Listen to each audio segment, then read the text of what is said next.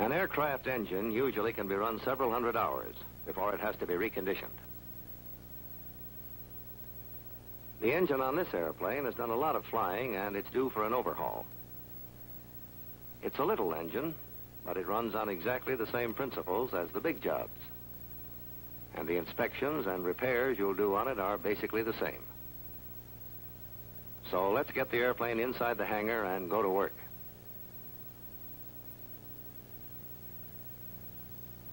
While you're letting the engine cool, one of the first things you ought to do is be sure all the tools you'll need for the job are handy.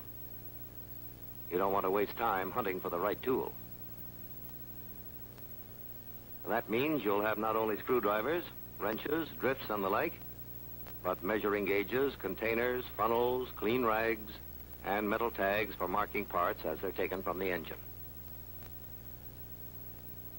You'll also need an engine manual containing a table of limits and helpful instruction on proper procedures. Since you're interested chiefly in the cylinders, the preliminary steps you take before removing the cylinders will be covered quickly. Check the ignition switch and fuel shutoff valve to be sure they're both off.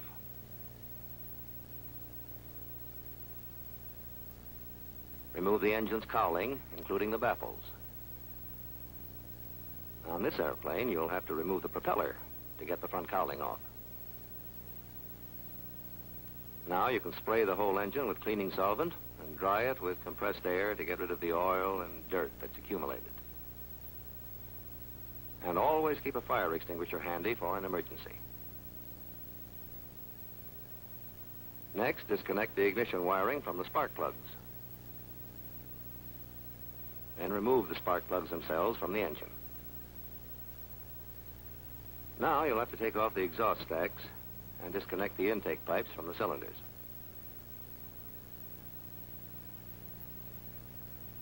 Then the push rod housings can be disconnected, and you'll be ready to pull the cylinders. You'll find an exploded diagram of the cylinder and valve assembly in the engine manual.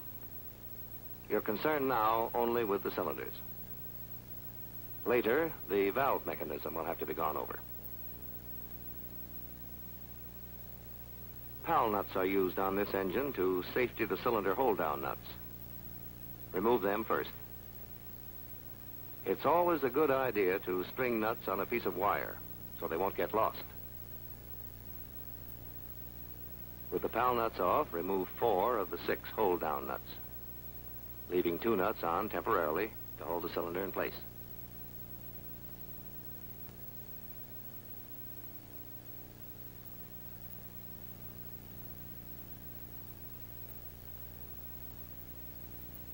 Before pulling the cylinder, put the piston at the top of its stroke so that you can get at it when the cylinder's off.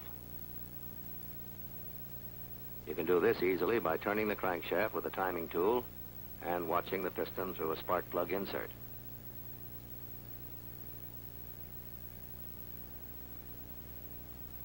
Now you can remove the last 2 nuts, and the cylinder will be free to come off.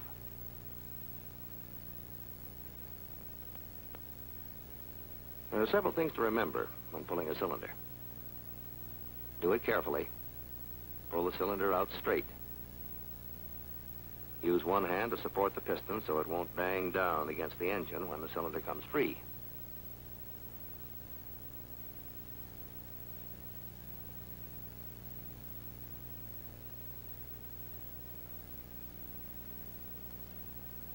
Keeping one hand on the piston, lay the cylinder down carefully.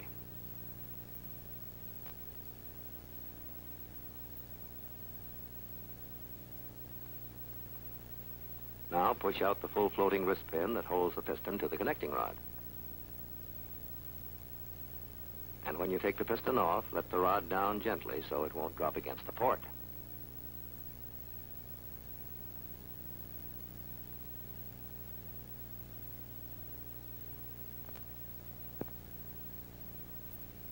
Whenever you tear an engine down, you have to be sure each part goes back in its original position. There are so many identical parts that you can't remember where each one goes, so tag it as you take it off. Metal identification tags are best because you can dunk them in cleaning fluid and the number won't come off.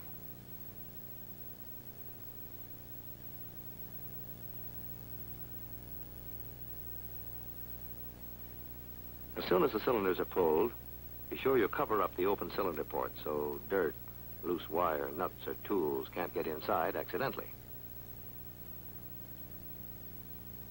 When you've removed all the cylinders and pistons and covered up all the open ports, you can move to a workbench where it's easier to make your inspection and repairs.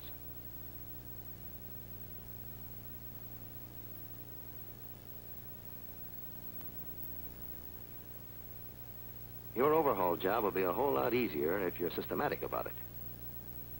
Line up the cylinders and pistons so you can work on them in order. Notice that all the parts are tagged, so there'll be no question where they go when you reinstall them. Now you can go to work on the cylinders. Take the push rods out and lay them aside, and take the connections off the push rod housings.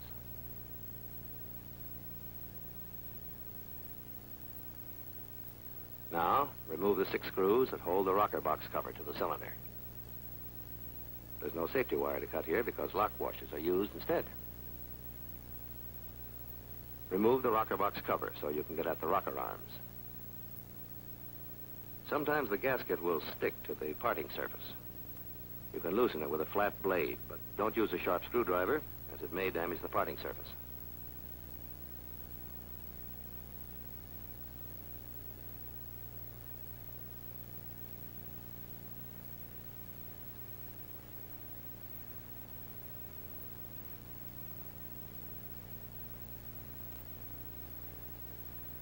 This rocker arm shaft comes out easily.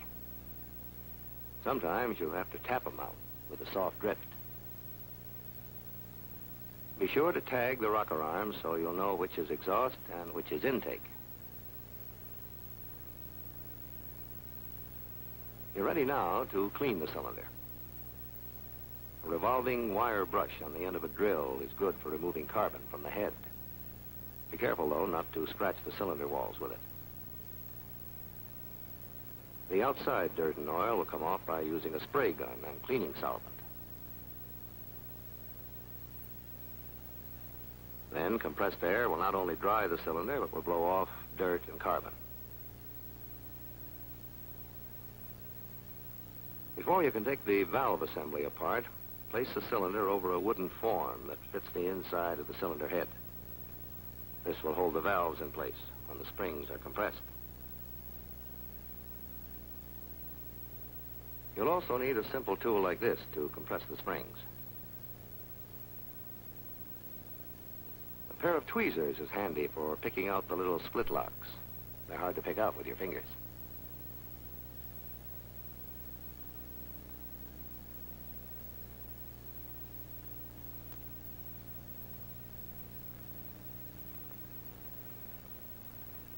With the split locks removed, the compressing tool can be taken away and the parts lifted out. The spring retainer and the inner and outer springs. You can get the spring seat out with the tweezers, too.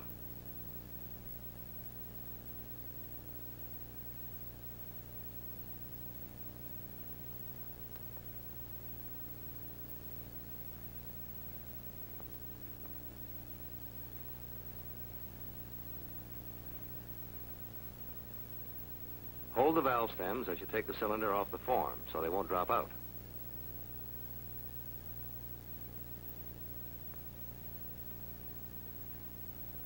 Take care when removing the valves not to let them scratch or dent the cylinder walls.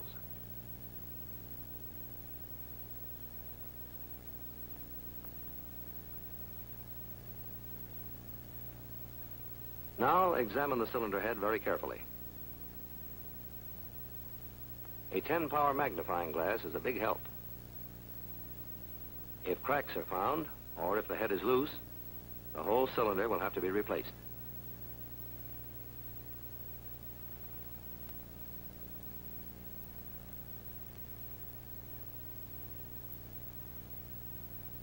Examine the cooling fins carefully for cracks.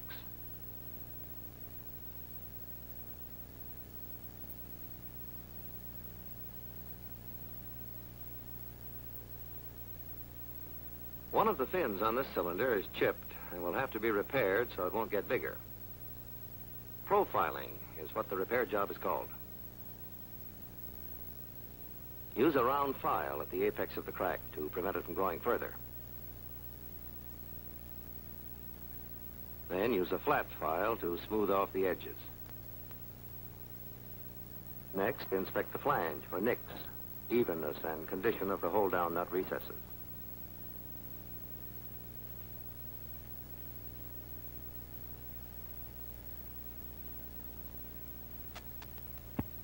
The rough edges of any nicks you find can be smoothed down.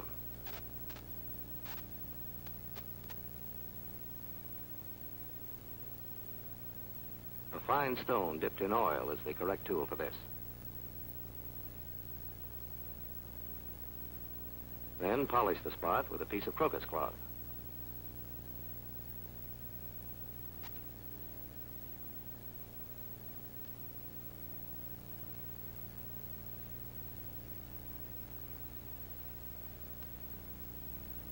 Examine the inside of the cylinder barrel thoroughly for dents and scoring. The wall of this cylinder is in good condition. Sometimes you'll find a cylinder has been scored, like this one. This cylinder would have to be rebored before it can be used again, or perhaps replaced. Since your cylinder barrel is in good shape, you can go ahead with the job. You're ready now to check for out of round and taper. First, look up the maximum allowed in the table of limits. The taper, wear, and out of round allowed is 0.02 of an inch. Use a dial indicator to check the cylinder bore.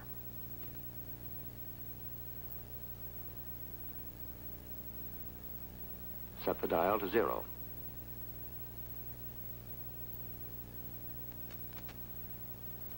As you slide the indicator along the barrel, watch the dial to see if the pointer varies more than 0.02 of an inch.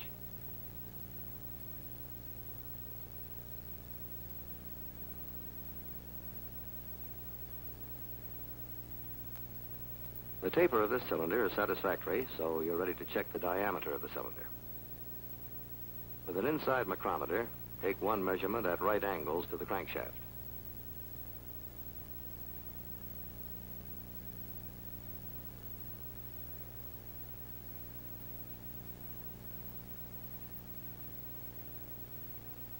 Take a second measurement in a direction parallel with the crankshaft.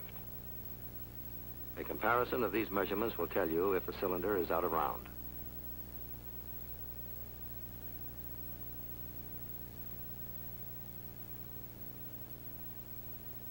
Record the larger diameter of the cylinder barrel on a check sheet. Later on, you'll measure the piston and subtract its diameter from the diameter of the cylinder. In that way, you'll find out if the clearance between the piston and cylinder checks with the table of limits.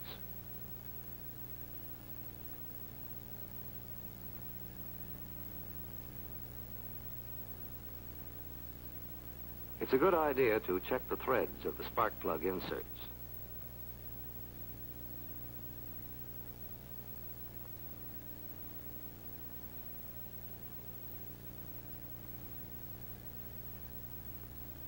Damaged threads can be fixed up by chasing them with a tap that has the proper size metric thread.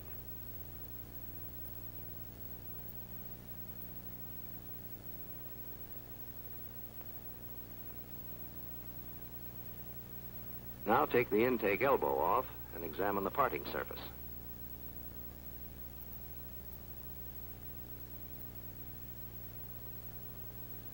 Take the gasket off and inspect the intake flange and exhaust flange for nicks and imperfections that might need stoning.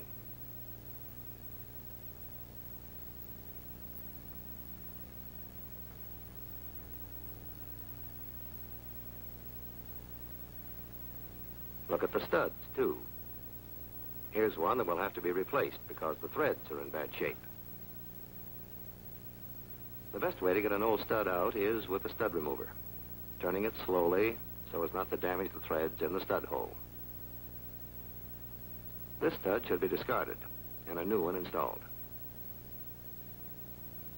If there's any sign of looseness in the old stud, the new one ought to be the next oversize.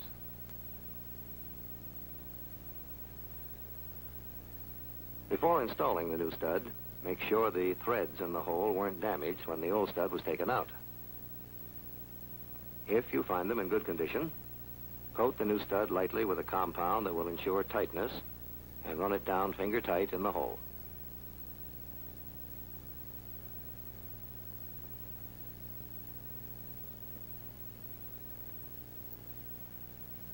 One method of tightening the new stud is to use two nuts.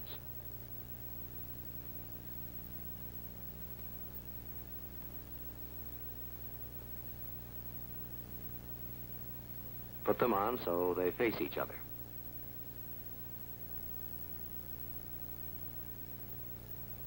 Then lock them together tightly.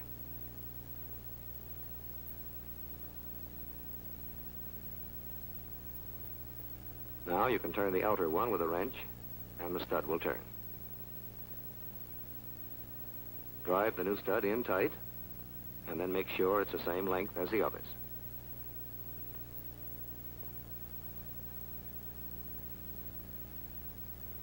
You've now finished reconditioning this cylinder. When the other three have been gone over in the same way, the next job will be on the pistons. When you come to them, you'll have to scrape and clean them first, inspect them carefully for defects, measure them to check clearances, and finally install a new set of rings. After the cylinders have been reconditioned, the next job is to clean, inspect, and repair the piston parts and to check clearances to determine how much wear has taken place. You'll find an exploded drawing of the piston assembly in your engine manual. When inspecting and reconditioning pistons, you'll be concerned with the piston itself, the piston rings, the piston pin or wrist pin as it is more commonly called, the piston pin plugs, the bushing in the connecting rod, and the connecting rod itself. Here's the way these parts go together. The piston pin bushing in the connecting rod actually is a pressed-in part of the rod and is not removed during an overhaul. The connecting rod fits into the piston in this manner. The piston pin plugs fit snugly into the ends of the piston pin, like this. The piston pin is then inserted through the piston and the connecting rod bushing and holds the piston to the connecting rod. The piston rings are installed around the piston.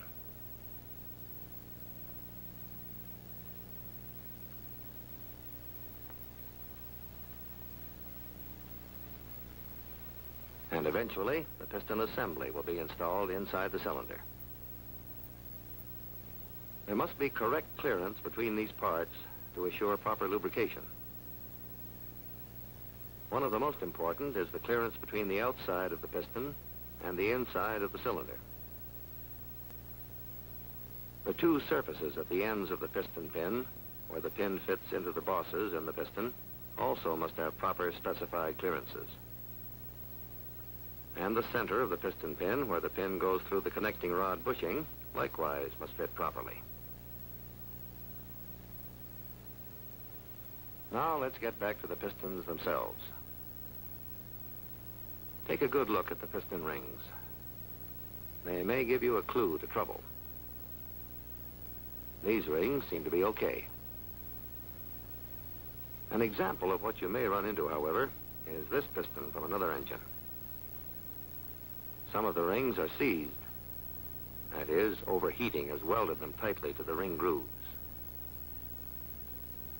Notice the blow-by marks on the rings, where hot expanding gases have escaped. A condition like this would most likely score the cylinder seriously, like this, and cause a distinct loss of power. However, the rings on the piston you are inspecting are in good shape, and you can go ahead and remove them. To get them off easily, you'll need a ring spreader that grips the ends of the ring and spreads the gap.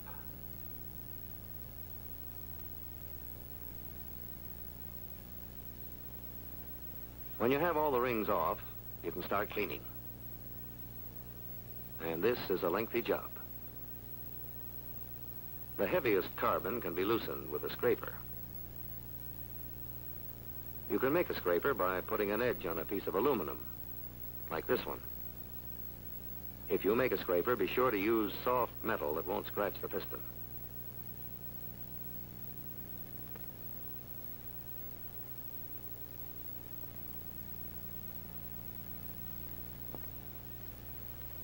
You'll need another scraper with one end narrowed to fit the ring grooves. When most of the carbon has been scraped off, the parts are ready for a soaking in cleaning solvent. Keep the pistons, pins, and plugs in sets so they don't get mixed up. When using some of the harsher cleaning solvents, wear rubber gloves to protect your hands. This cleaner is mild enough to make that unnecessary.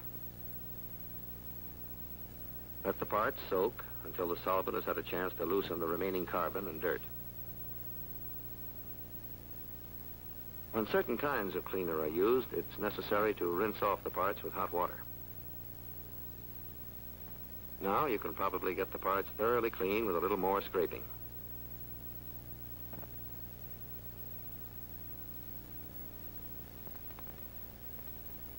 Getting pistons that have had a lot of use clean is a painstaking job.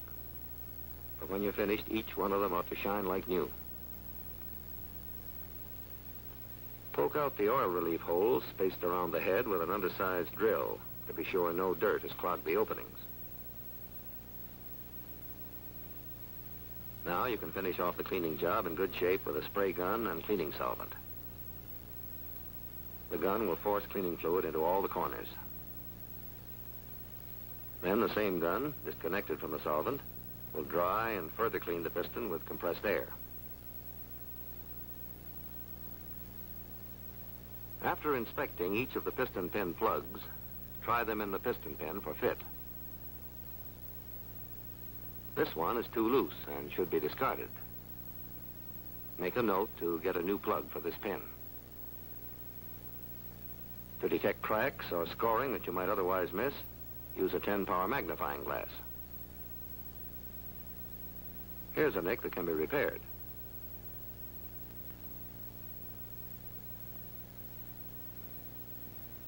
Use a fine stone dipped in oil to smooth the nick down, following the contour of the pin with the stone.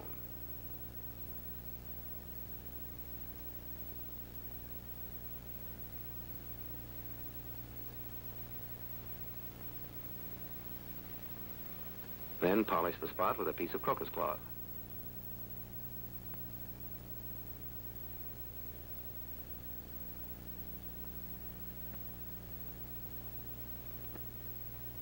Now you want to check the piston pin for straightness. You'll need a dial indicator and a pair of V-blocks set up on a surface plate. Lay the pin in the V-blocks and place it directly under the indicator arm.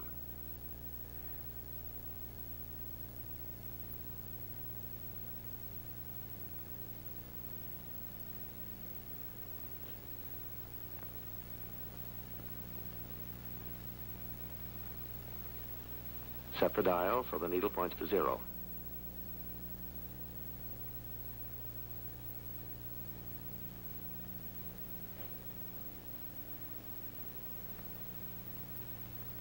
As you rotate the pin, watch the dial for any variation.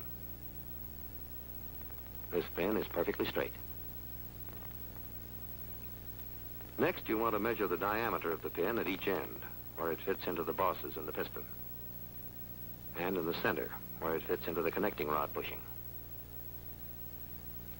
You'll remember where these clearances are. Use a micrometer of the right size to get these diameters and have your check sheet handy to record them. You'll use a micrometer many, many times. And, in fact, a good deal of the effectiveness of the overhaul job will depend upon your skill in using this tool.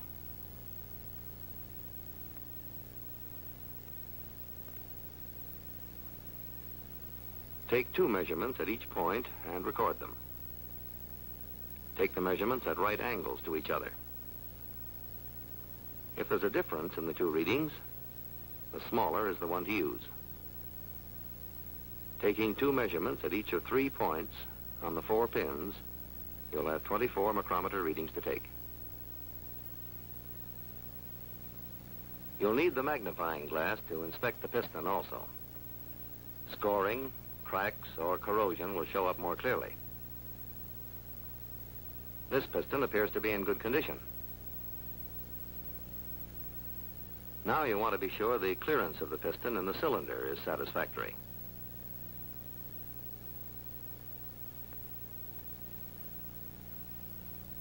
You'll recall that this clearance was pointed out.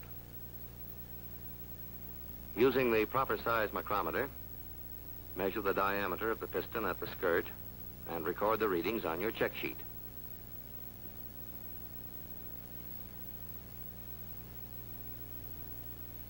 Take measurements at 3 points on the bearing surface of the piston at the skirt, and if there's any variation in the readings, use the smallest one. When you measure the cylinder, you recorded its skirt diameter. Now record the piston diameter and subtract to get the clearance.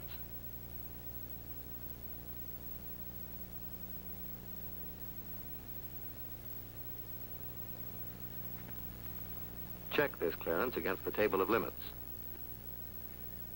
The piston in the cylinder can have a clearance between 14 and 17 thousandths. That means your clearance is okay. A visual inspection of the ring grooves is next in order. Watch particularly for signs of steps worn into the grooves. Now examine the piston pin bosses for scores, cracks, or evidences of wear. This boss appears to be in good condition. You still need to check the clearance between the boss and the piston pin. To measure the diameter of the boss, use a telescoping gauge and a micrometer. By taking readings in 2 directions, you can tell whether or not the boss is out of round. Record the maximum inside diameter of the boss on your check sheet. A few minutes ago, you measured the diameter of the piston pin where it fits into this boss. Now subtract the diameter of the pin from the diameter of the boss and get the clearance.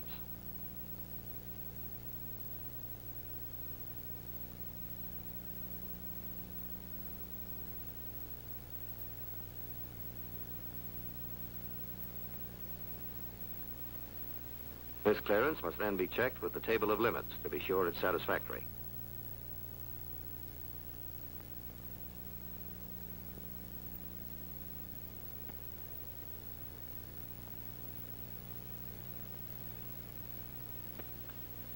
To complete your check of piston pin clearances, you'll need to go back to the engine to get the diameter of the piston pin bearing in the connecting rod.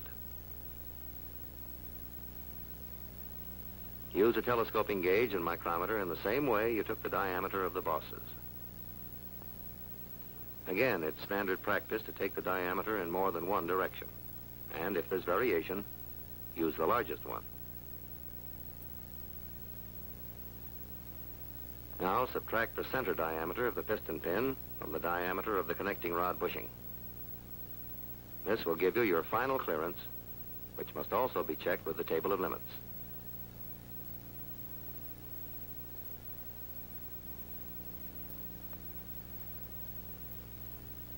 Your last job is to install new rings on the pistons. Each piston on this engine has 4 rings, 2 compression and 2 oil control rings. You'll have to check the gap of each of these rings. To do this, you'll need the cylinder.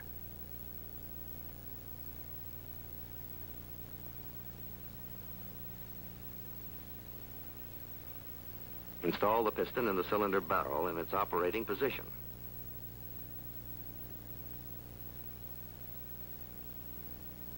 Now wipe the ring clean and dry so you'll get an accurate measurement.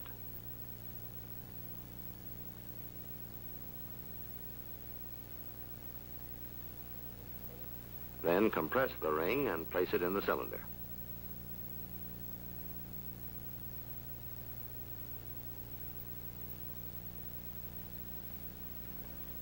piston out so it will square up the ring.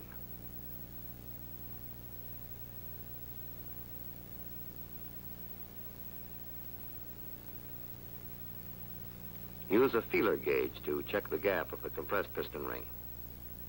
You'll find proper gap allowances given in the table of limits.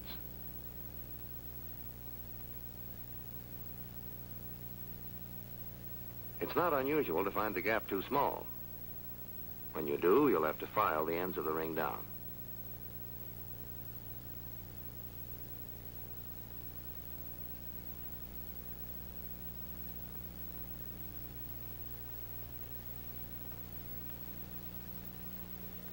To do this, clamp a smooth file securely in a soft-jawed vise.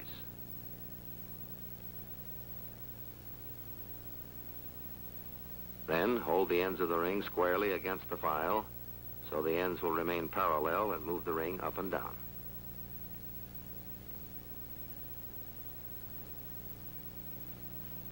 When you feel you've enlarged the gap sufficiently, make another check.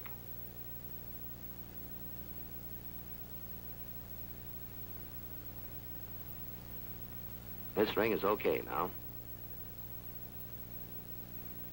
Each new ring should be checked in the same way to be sure the gaps are those specified in the table of limits.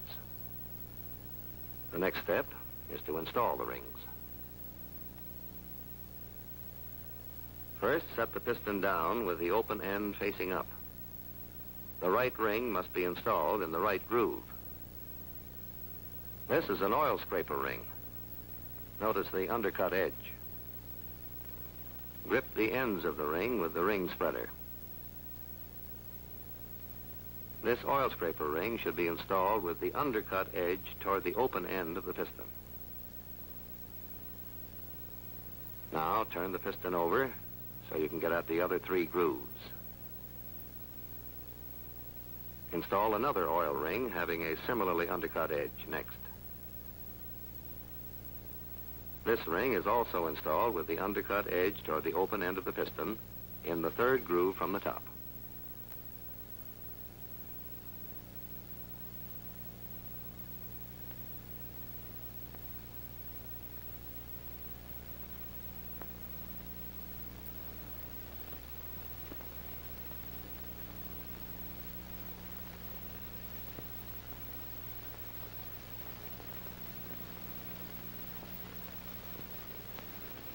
Next, install a plain compression ring in the second groove from the top.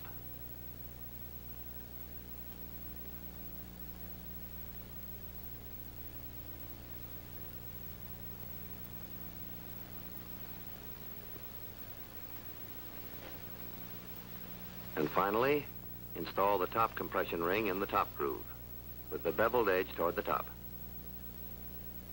On some engines, the top of the ring is marked to avoid confusion.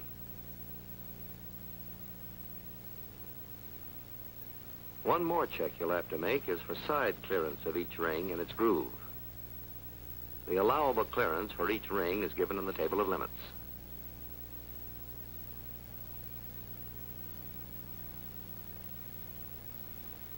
Hold the ring firmly seated in the groove when you use the feeler gauge and run the feeler all the way around the piston.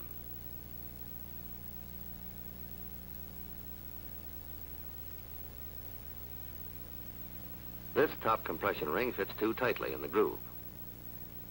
The proper feeler gauge can't be inserted. That means the ring will have to be lapped. Use a smaller gauge to determine how much metal will have to be removed. Before lapping, mic the ring all around. Then, when you mic it again later, you'll know how much metal you've removed. The lapping tools you'll need are a surface plate, emery cloth, and a wood disc with a groove to hold the ring. Lay the ring squarely in the groove with the top side up.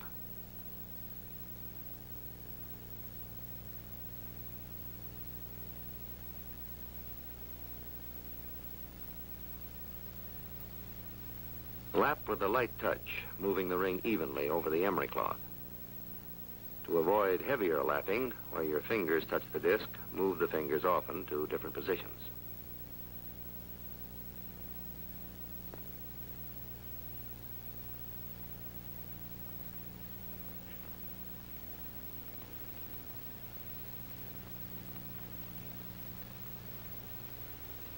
Check the ring frequently so you don't lap it too much.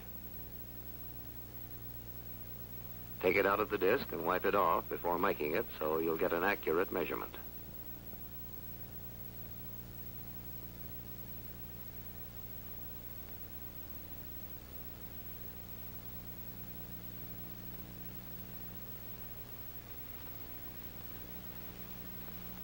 Then use the micrometer at short intervals all the way around so you'll know if you're lapping evenly.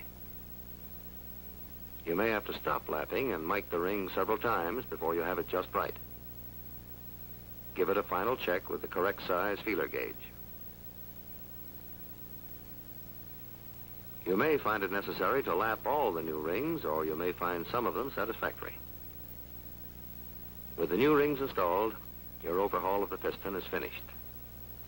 Each piston has gone over with the same care and put into first-class condition. Before reinstalling the pistons, however, the valve assembly must be serviced. That operation will include taking the valve assembly apart, cleaning the parts, inspecting them carefully, checking the tension of the springs, measuring the parts to check clearances, refacing the valves where necessary, and finally, lapping them into their seats. The parts lined up and tagged, you're ready to disassemble the valve mechanism. After cleaning the cylinder, remove the rocker box cover so you can get at the valves. If the gasket sticks, loosen it with a flat blade, being careful not to damage the parting surface.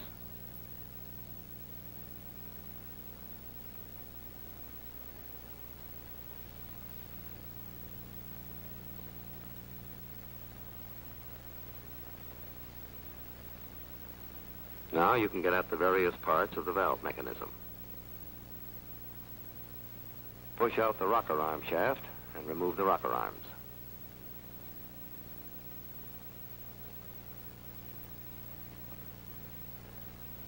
Tag each rocker arm to identify it as intake or exhaust.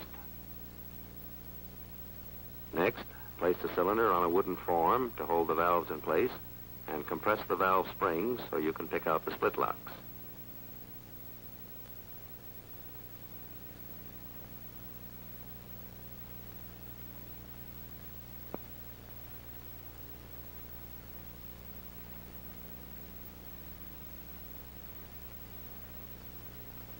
This allows you to remove the spring retainer, the springs, and the spring seats.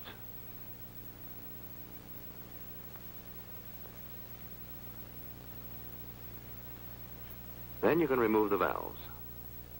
Don't let them scratch the cylinder walls when you take them out.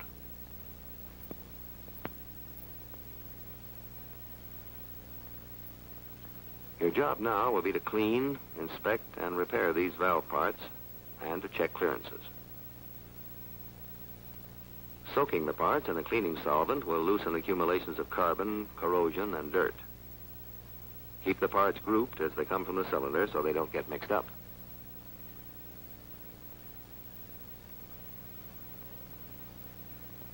While the parts are soaking, you have some work to do on the cylinder head. Inspect the rocker shaft holes with a magnifying glass. Look for cracks or any burrs or nicks that should be stone smooth.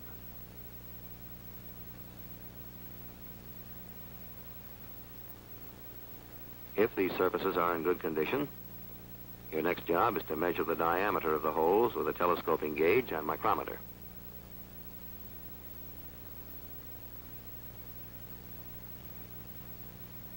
These diameters will be used later to get the clearance with the shaft. By taking the diameter in two directions, you'll find out if the holes are out of round. Record the larger reading on your check sheet. Now you can remove the valve parts from the cleaner and dry them and clean them some more with a compressed air gun. Use a magnifying glass to inspect both exhaust and intake rocker arms for cracks, burrs, or other imperfections. Give the bearing that's pressed into the hole in the rocker arm a close inspection.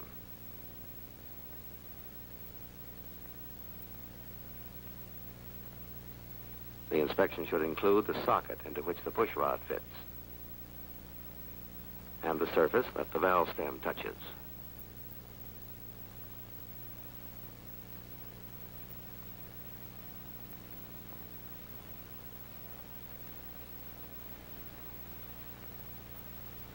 With a telescoping gauge and micrometer, measure the diameter of the bearing.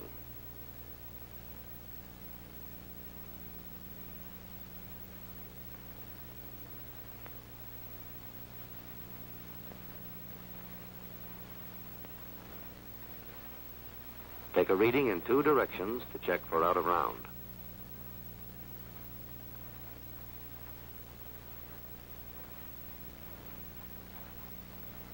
If there is a difference in the readings, record the larger one. Inspect and measure both rocker arms in the same way. Now examine the rocker shaft carefully for cracks. This shaft seems to be in good condition, so go ahead and measure its diameter. Measurements are taken at 5 points where it fits into the two rocker arm bearings and where it goes through the 3 shaft holes in the cylinder head. When you have made all these measurements, you have the information for figuring the clearances.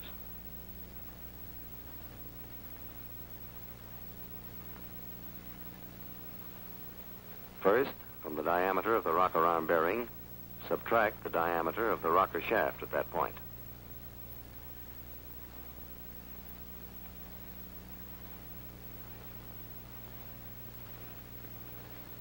Make a similar computation for each rocker arm.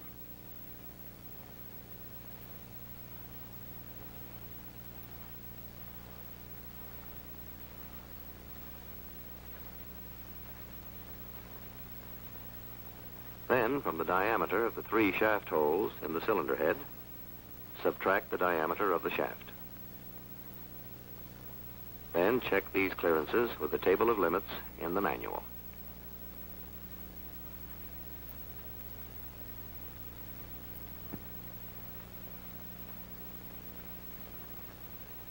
Your clearances are okay.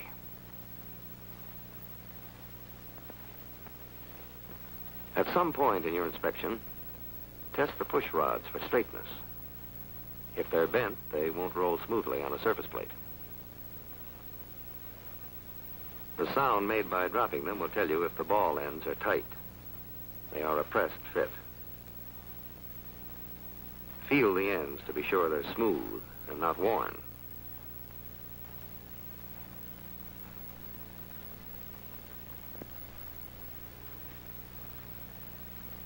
Then, with an air gun, blow out the oil passages. Now, inspect the other parts of the valve assembly.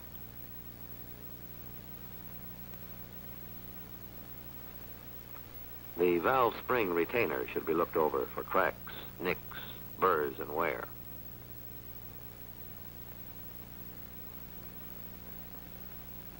Check both the inner and outer valve springs carefully for fractures or corrosion.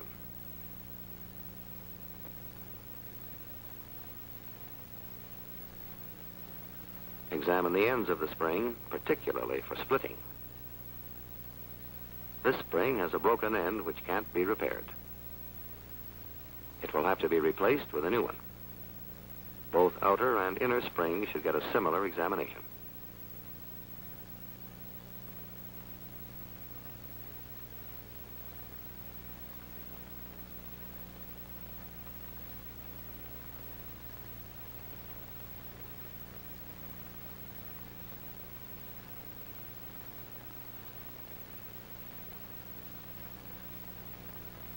Look the spring seat over carefully also. When both sets have been examined, you'll need to test the pressure of the springs. Your table of limits gives the specified tension.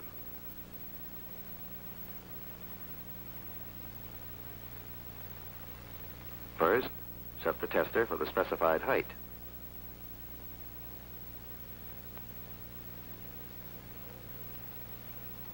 Then turn the dial to 0. Now compress a spring and watch the dial.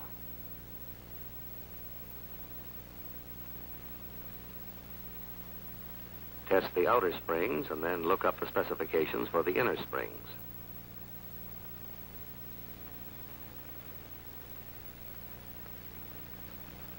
Reset the tester to those specifications and check the tension of the inner springs.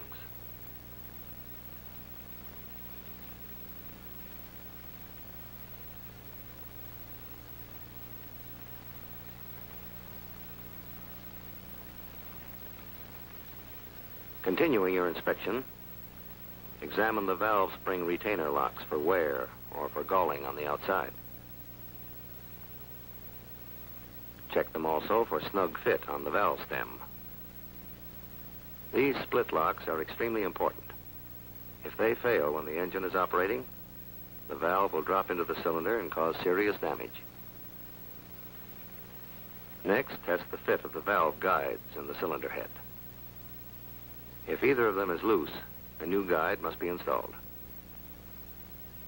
A check will have to be made of the clearance between the valve stem and valve guide. So you'll need to measure the inside diameter of the guide with a small hole gauge and micrometer.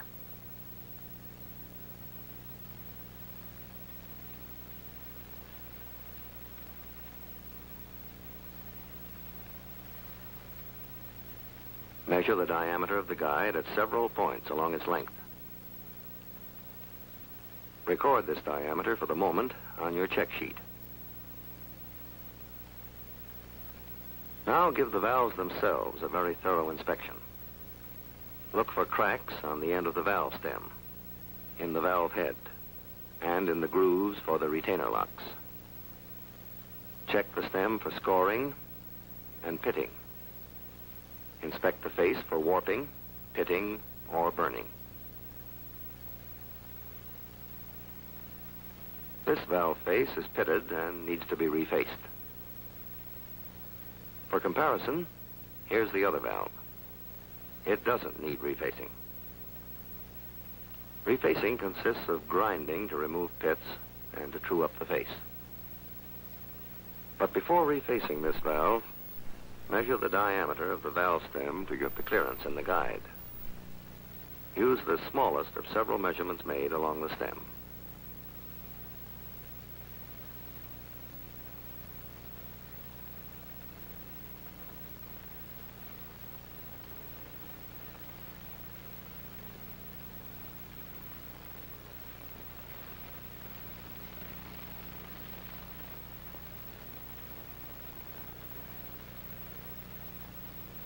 The diameter of the stem is subtracted from the diameter of the guide to obtain this clearance, which is figured for both the exhaust and intake valves.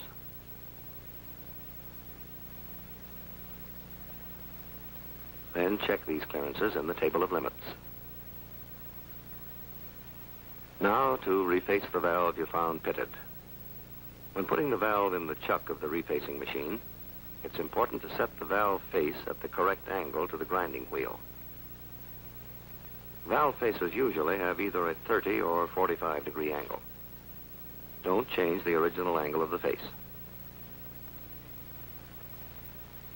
Now adjust the valve face to the grinding wheel.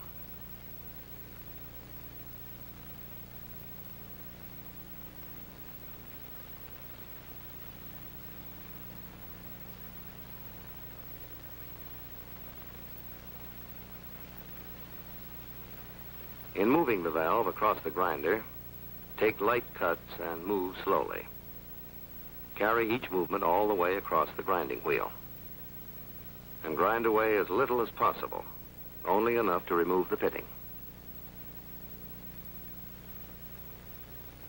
You can determine by inspection when the face has been ground enough to remove the pitting, but not enough to feather the edge. All the valves are lapped into their seats to assure a perfect leak-proof fit. First, apply a valve lapping compound to the valve face, dabbing it on sparingly.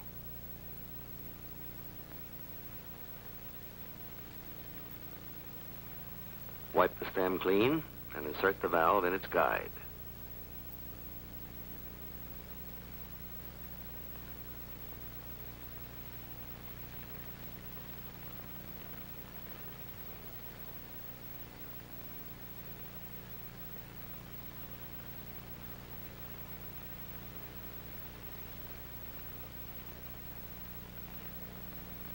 piece of hose fitted over the stem is a good lapping tool.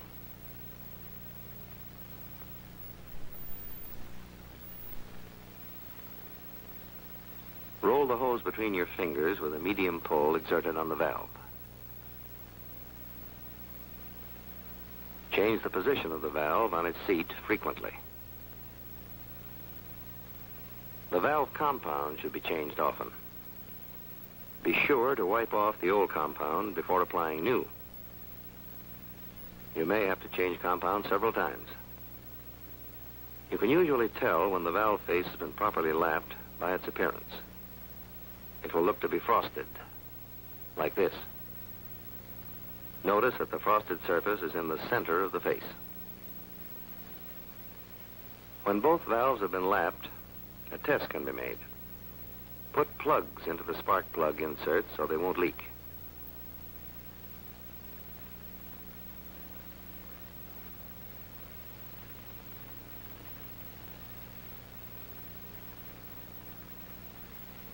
Then clean off the compound from the valve and seats and put the valves back into their guides.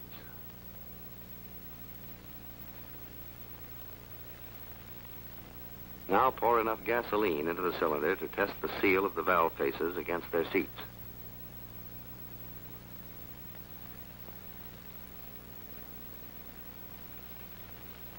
If, after 20 minutes, no gasoline is leaked through, the valve has been properly lapped in.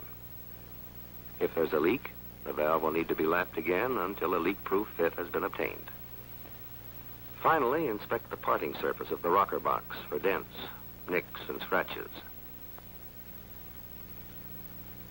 Do the same with the cover.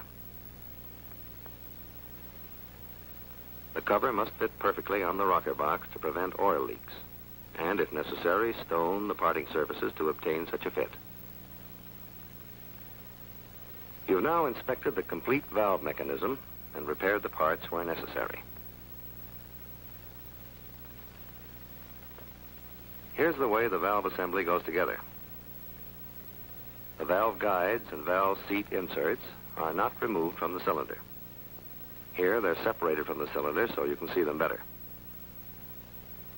The first step in reassembly is insertion of the valves through the guides from inside the cylinder.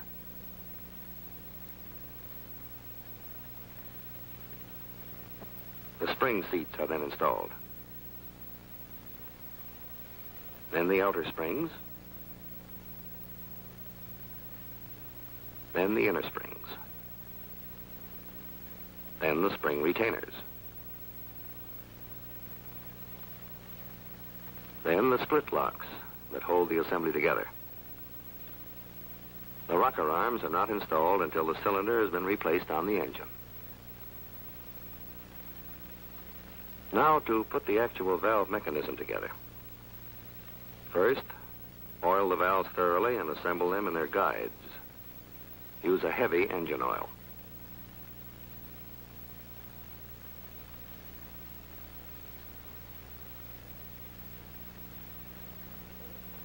Holding the valve stems with one hand, slip the cylinder over the wooden form used before.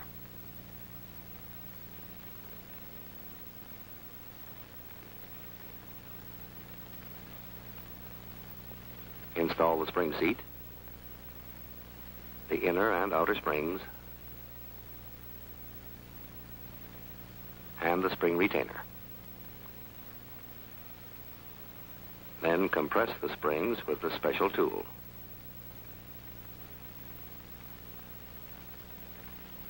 Now you can set the retainer split locks in place.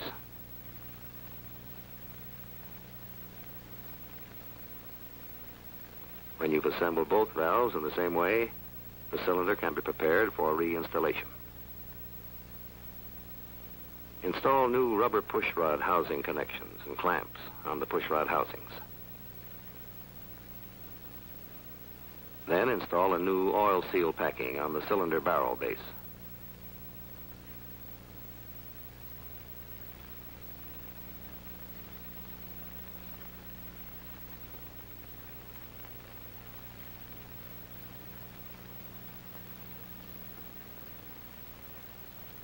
Now, when you have oiled the inside of the barrel thoroughly, the cylinder will be ready to reinstall on the engine.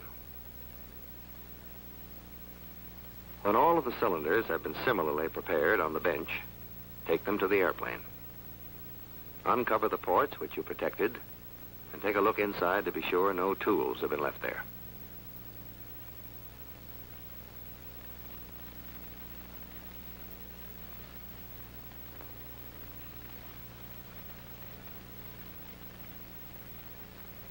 Oil the piston thoroughly, working the oil in around the rings.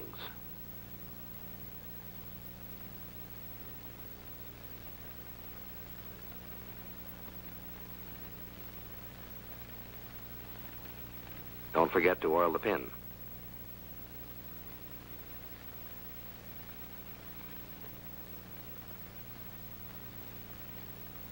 Then install the piston to the connecting rod.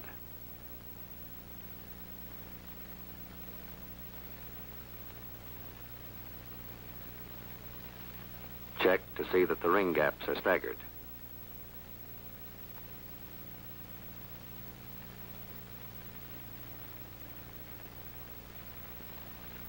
You'll need a helper to compress the rings with a clamping band while you slip the cylinder barrel over the top of the piston. Work the cylinder on gradually, pushing the clamping band ahead of you.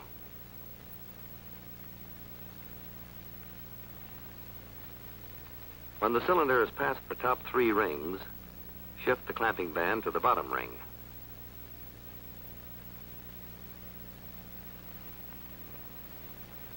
The band can now be removed and the cylinder flange fitted carefully over the studs.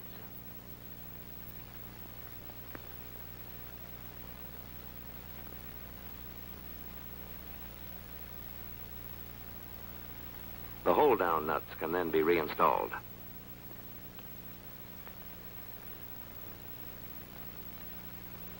Tighten the hold-down nuts slowly and evenly with a torque wrench to assure proper tightness and evenness.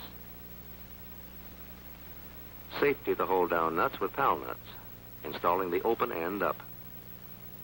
With the nut run down finger tight, give it a quarter turn with a wrench.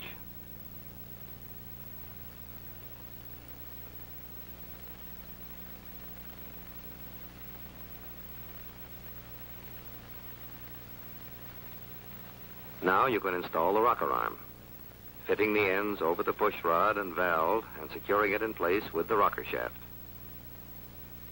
The rocker arm should be oiled, and be sure you have the intake and exhaust arms in their right locations.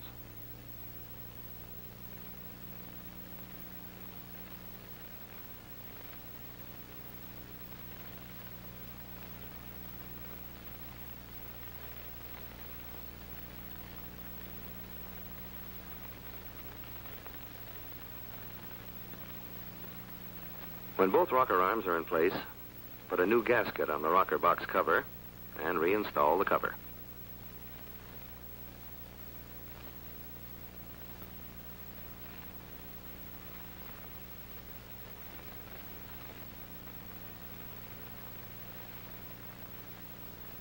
Finally, slip the push rod connections and clamps down over the housing flange and tighten the clamps. Then reconnect the intake pipes to the intake elbow on the cylinder. And last, reinstall the spark plugs and reconnect the ignition wires. When that's done, you can install the propeller and the baffles and start the engine.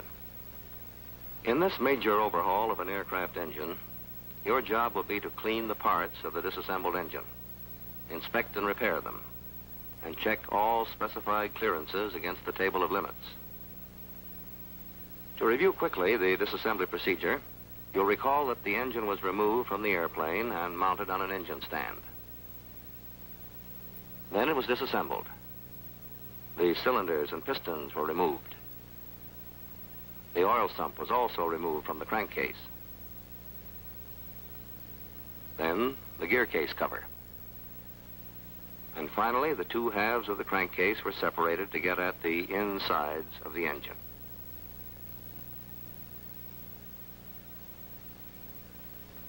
This made it possible to lift out the crankshaft and connecting rods and the other internal part of the engine.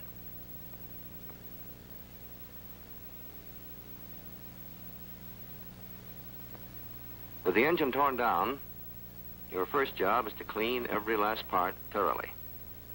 Scrub all the smaller parts, like connecting rods, in a tub of cleaning solvent.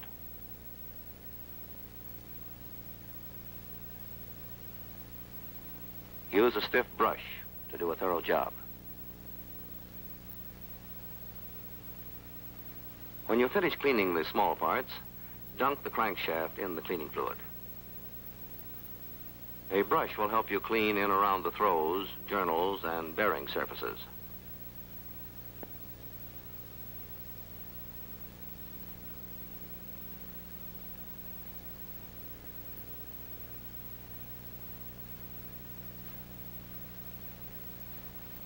When you dry the shaft with the compressed air gun, use the airstream to blow out and clean the oil passages in the crankshaft.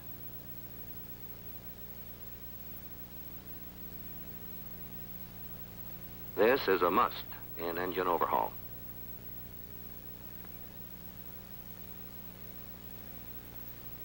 Clean both halves of the crankcase, inside and out.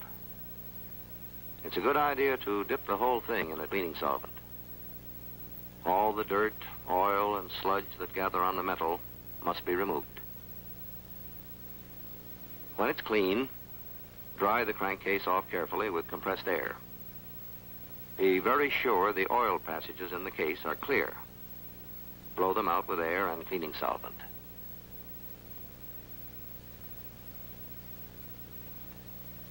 Before cleaning the oil sump, make a careful search for metal particles that may have chipped off the engine. Wipe out the inside with a clean rag. Loose particles of metal might be a clue to serious trouble in an engine.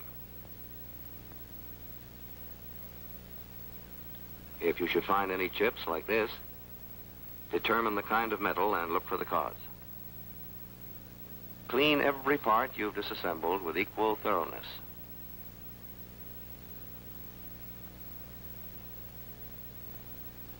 Cleaning of all the engine parts not only makes your inspection more efficient, but it allows you to check clearances with greater accuracy.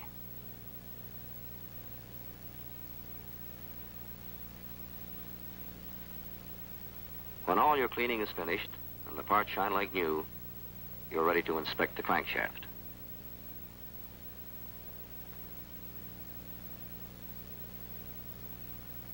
The crankshaft is the most vital part of any engine, and it must be in perfect condition. First in order is a visual inspection of the shaft. Inspect the propeller nut threads.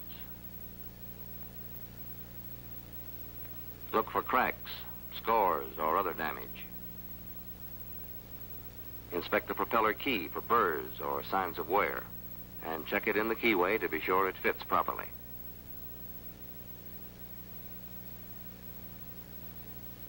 This should be a very snug fit.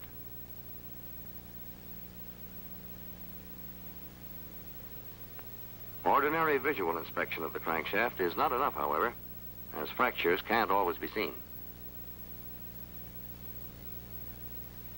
The use of some kind of particle inspection is a more certain test. In the magnetic particle inspection, the crankshaft is magnetized by sending a charge of electric current through it.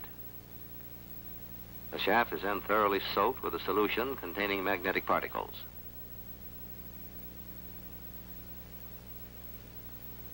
If there's a fracture, the particles contained in the solution will adhere to the edges of the fracture and make it visible.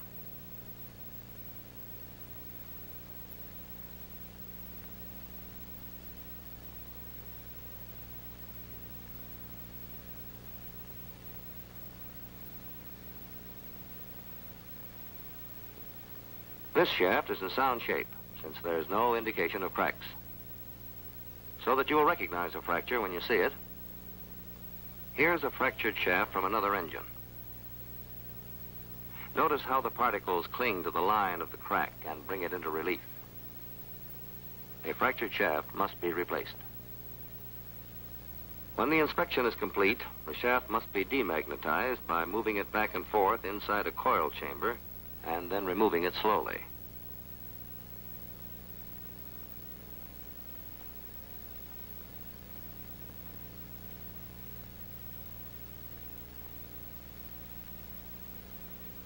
But you must be certain, too, that the shaft is not out of alignment. A stand like this is most efficient for this test.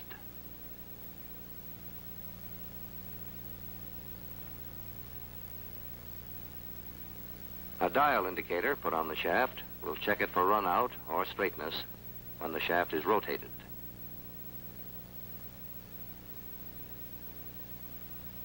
Make this check with the indicator on the end of the shaft.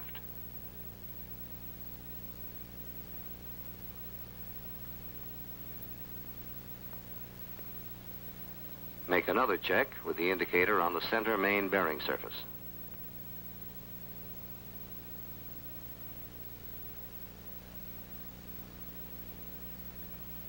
The needle on the dial shouldn't vary more than is allowed by your table of limits.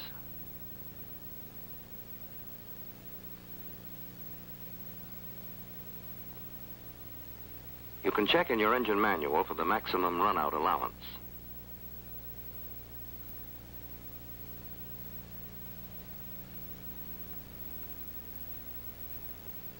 On this engine, it's 5/1000ths of an inch.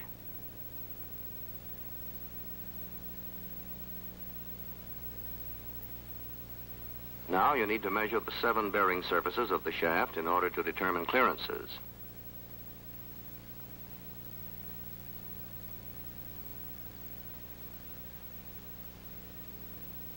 On this shaft, there are 3 main bearing surfaces where the shaft rotates on the bearings in the crankcase. There are also 4 bearing surfaces where the connecting rods are attached to the shaft.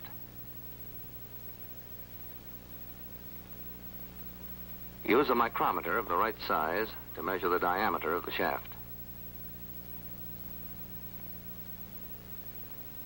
The purpose of these measurements and checking of clearances is to discover wear that wouldn't be visible to the eye. Take a measurement in 2 directions to check for out of round. If there's a slight difference in the reading in different positions on the shaft, record the smaller diameter on your check sheet.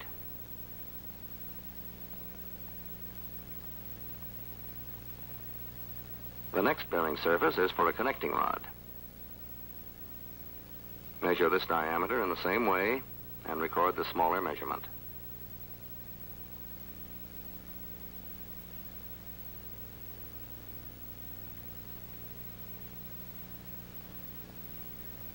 Later, you'll measure the connecting rod bearing and, by subtraction, get the clearance. Now measure each of the other 5 bearing surfaces and record the diameters.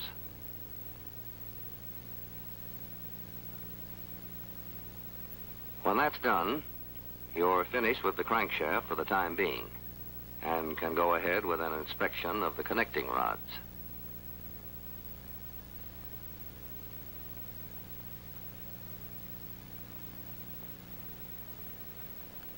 Take the rod apart and slip the bearing out.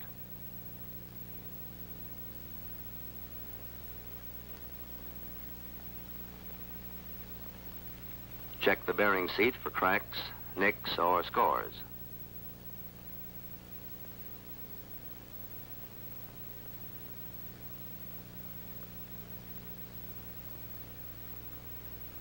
Examine the split bearings for scores, chipping, or flaking.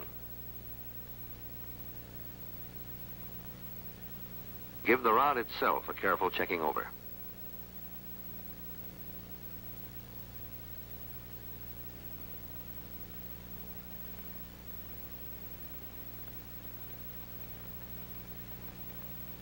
Here's a bearing that's scored. This score is deep enough so the bearing will have to be replaced. These split bearings are always replaced in pairs, not individually.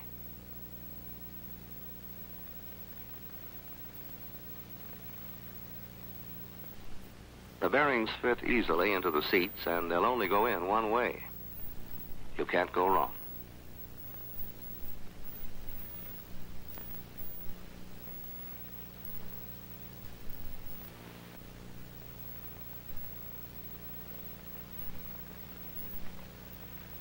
So far, this rod is in good condition. Bolt it back together so you can give it a check for possible bend or twist. To make this check, insert a special mandrel through each of the holes in the rod, using shafts that fit snugly.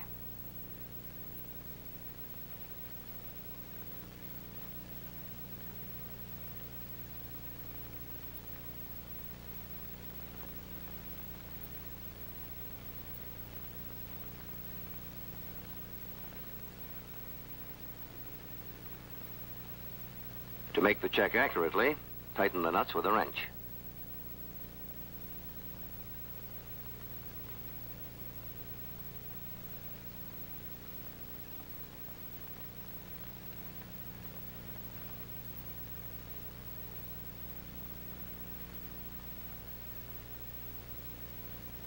Now prepare a set of parallel bars with 4 metal gauge blocks on a surface plate.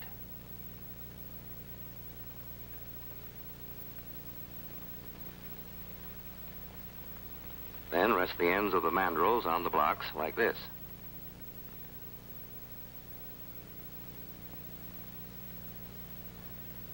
Now compare the distance between the ends of the mandrels on each side of the rod. Use a dial indicator for accuracy.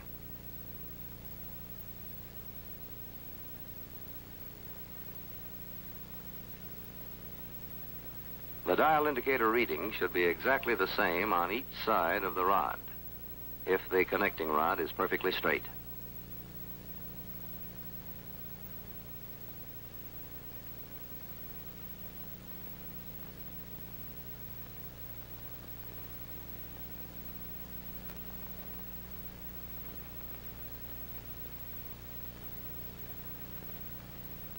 Now make a check for twist.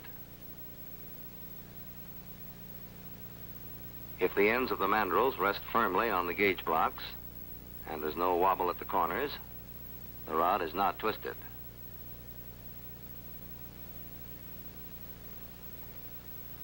With all the connecting rods inspected and with damaged parts replaced, next measure the bearings at each end to obtain clearances. Before doing that, however, let's be sure of the clearances we're after. You've already measured the diameter of the crankshaft at the 4 throws where the connecting rods fit.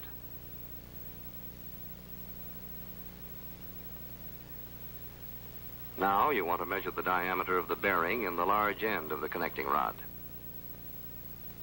Then, by subtraction, you can find out what the clearance is between the crankshaft and the connecting rod bearing.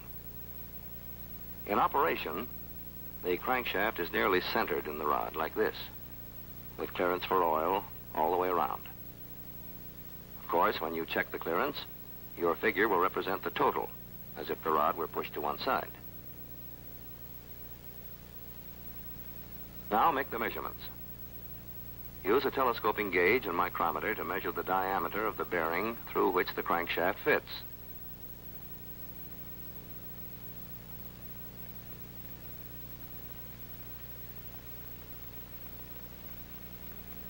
Take your measurement in more than one direction, and if there's a slight variation, use the larger diameter.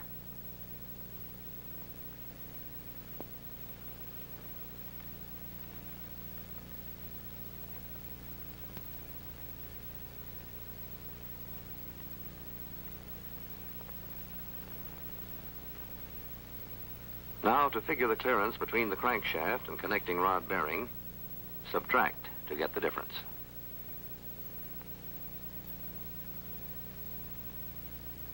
Check this clearance with that given in the table of limits in your manual.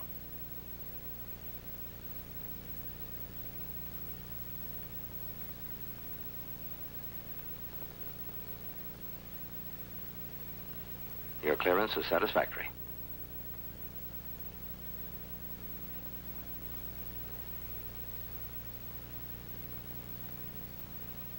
The bearing in the small end of the connecting rod where the piston pin fits also needs to be measured.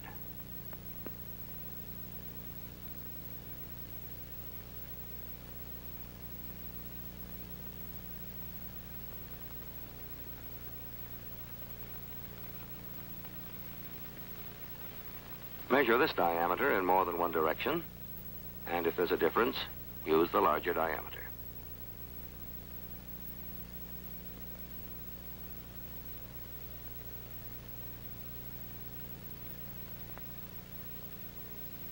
Record this measurement, and you can obtain the clearance between the piston pin and the bearing.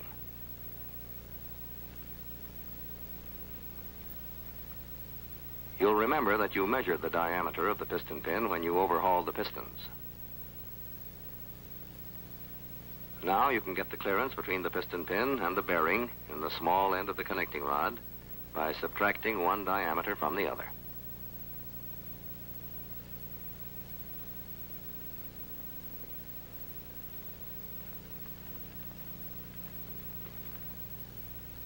Now look up the allowable clearance in the table of limits in your engine manual.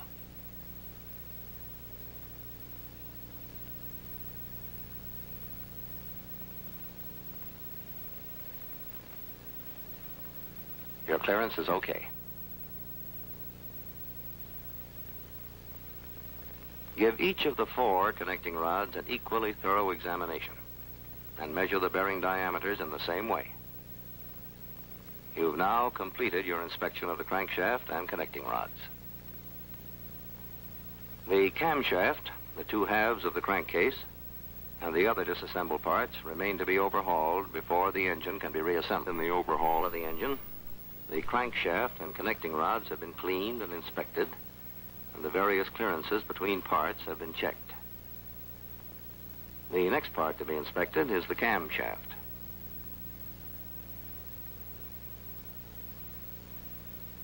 Examine the camshaft gear carefully for cracks.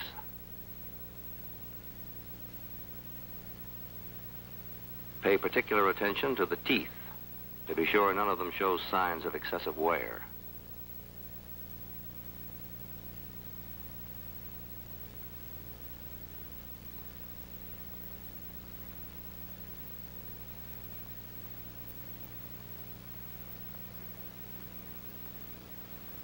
Inspect the camshaft for cracks or nicks.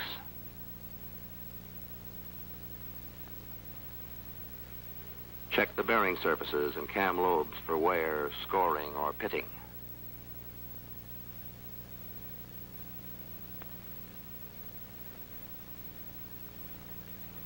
This camshaft appears to be in good condition, so you can go ahead with your measurements to obtain clearances.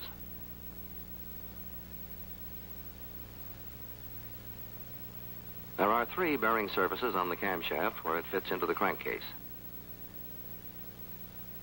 The diameter of the shaft at each of these 3 points must be measured, and later you'll measure the bearings in the crankcase to get the clearances.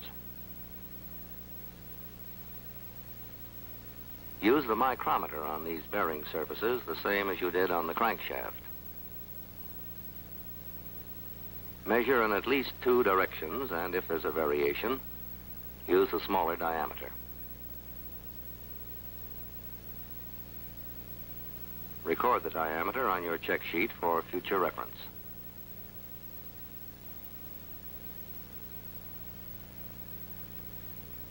Check the center bearing surface in the same way, taking 2 readings at right angles to each other.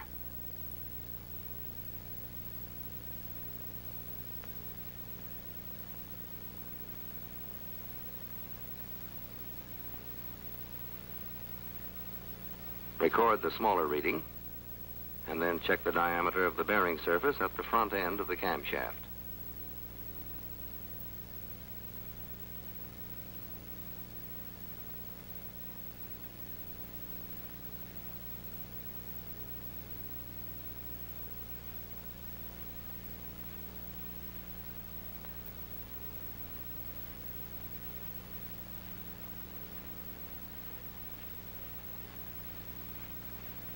This completes your work on the camshaft, and the next step is to inspect the hydraulic cam lifts.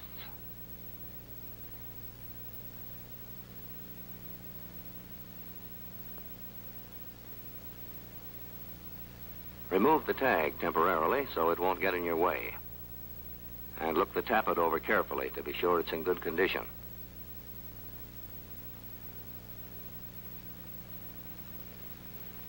Now measure the outside diameter of the tappet.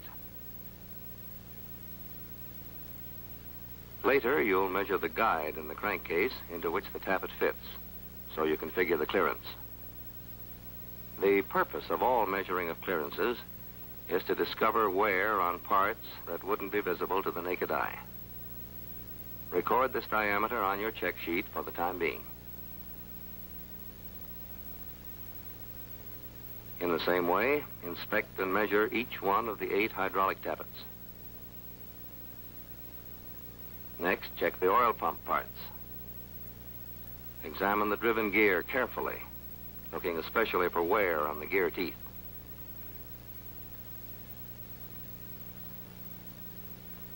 Then inspect the drive gear and shaft.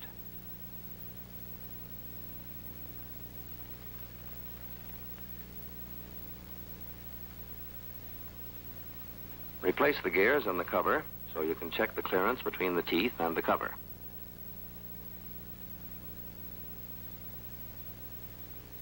To make this check, use a feeler gauge as a go-no-go gauge. Use a feeler one size over the specified maximum clearance. It should not be able to enter between the edge of the tooth and the cover. Then select a feeler one size under the specified minimum clearance. You should be able to insert this one easily.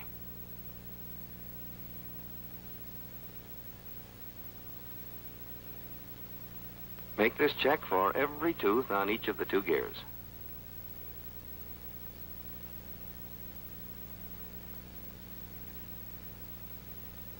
These clearances are a check on the efficiency of the pump.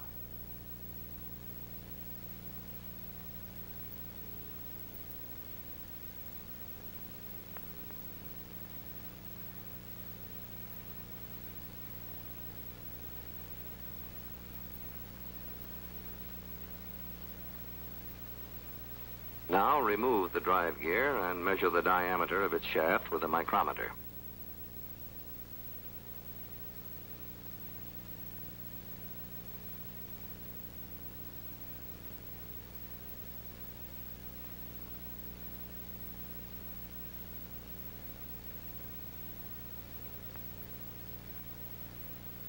Then, with a telescoping gauge, check the clearance of the shaft with the hole in the gear case cover.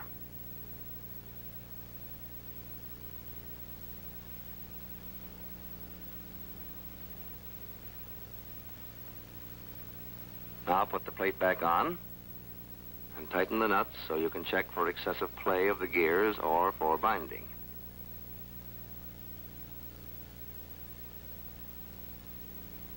If it's satisfactory, you can remove the cover again and continue your inspection.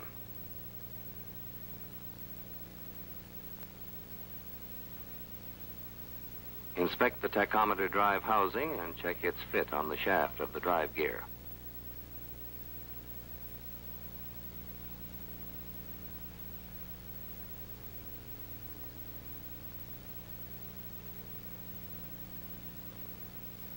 Inspect the parts of the oil pressure relief valve to see that they are in good condition.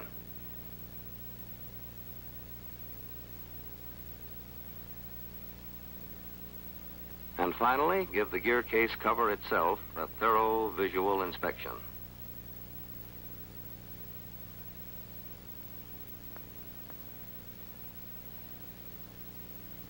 The 2 halves of the crankcase are next in order.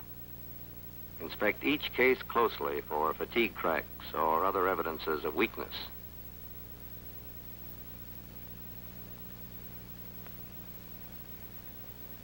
Note the studs particularly to be sure they're tight and straight and that their threads are in good condition.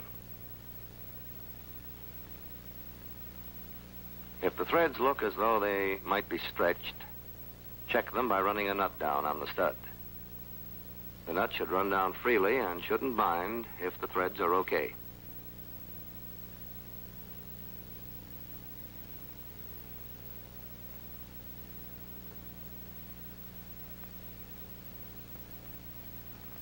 Sometimes cracks develop at the bolt holes, so be sure to make a thorough inspection of each hole. Make certain that the parting surfaces are smooth so the sections will fit together tightly. If you find any nicks, stone them down. The parting surfaces should make a tight seal.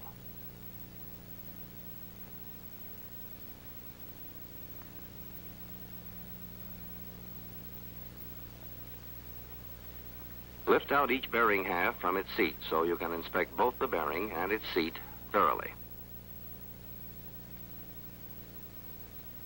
The seat into which the bearing fits sometimes gets cracked or worn, and the bearing itself is subject to scoring and scratching.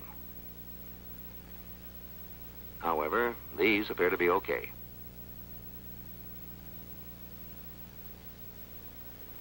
There are 3 main bearings for the crankshaft and 3 more for the camshaft.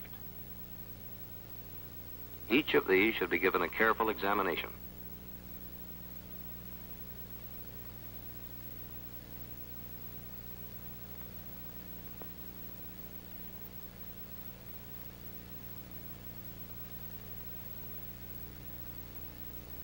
The other half of the crankcase should be inspected in the same way.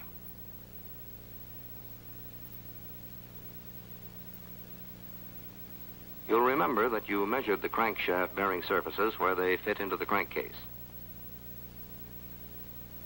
Now you want to measure the crankcase bearings and get clearances.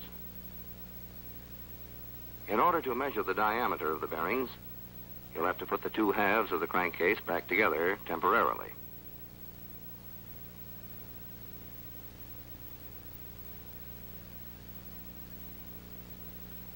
To get accurate measurements of the bearing diameters, bolt the sections together by tightening the nuts on all bearing studs.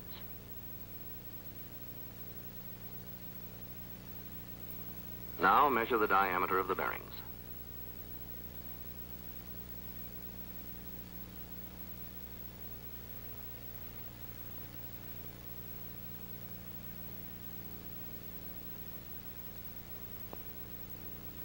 Take your measurements in at least 2 directions and use the larger one if there's a variation.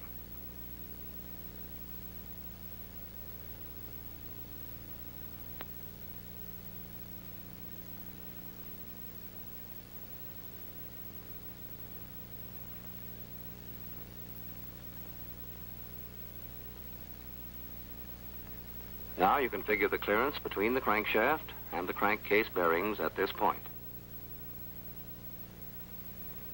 Subtracting, you get 3/1000ths of an inch. You'll find the allowable clearance shown in the table of limits in your manual.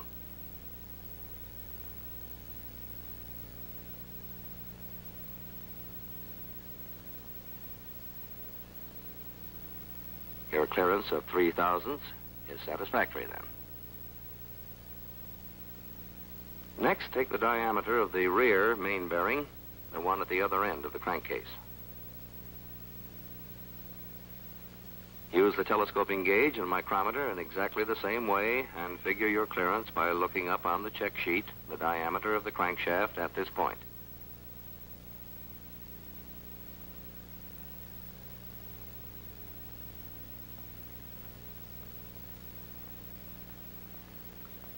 You'll have to reach down through a cylinder port to get at the center main bearing to measure it.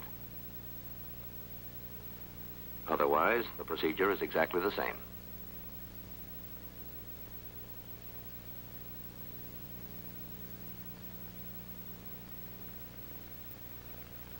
Now you'll have to take readings of the 3 camshaft bearings in the crankcase. This is the rear one.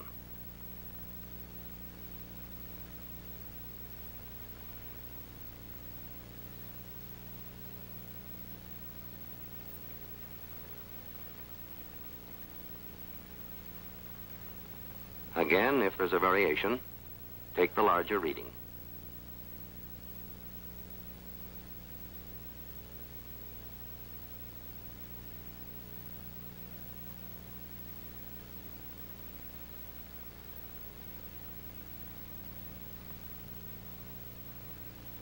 With this reading, you can figure the clearance with the camshaft by subtracting.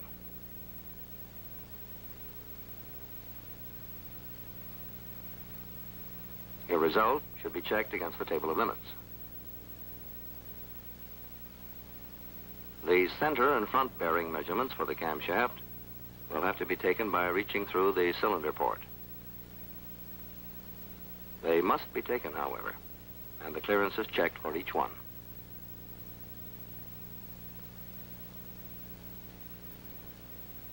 After removing the nuts, take the two halves of the crankcase apart again so you can measure the hydraulic tappet guides.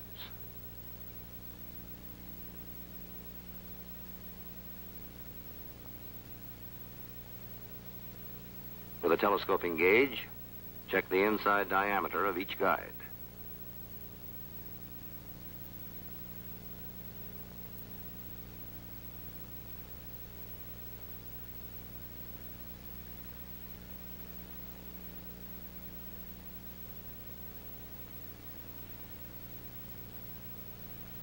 Take your measurements at least 2 points in the guide, and if there's a variation, use the larger diameter.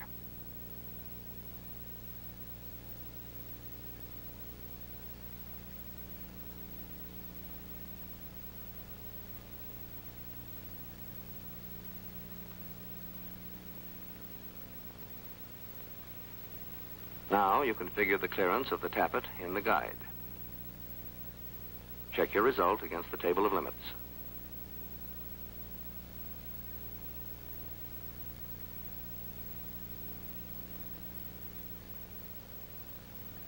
Measure each of the hydraulic tappet guides in the same way and make certain that all the clearances are within the allowable limits.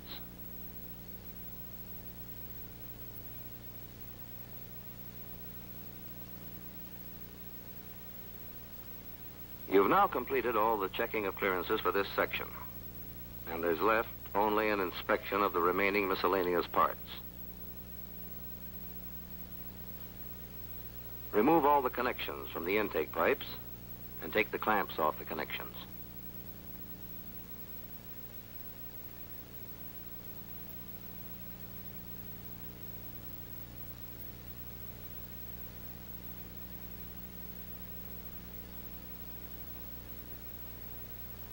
Then inspect each of the intake pipes carefully for cracks and dents.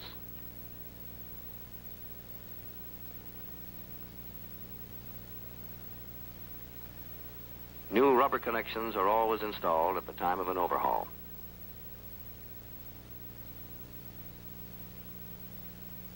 As you put the old clamps back on the new rubber, inspect each clamp.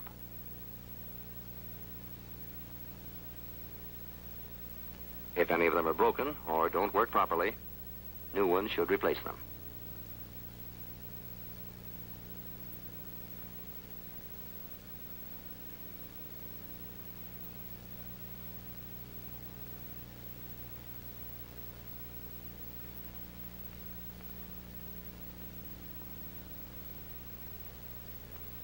When all the intake pipes and their connections have been put into condition, inspect the pushrod housing flanges.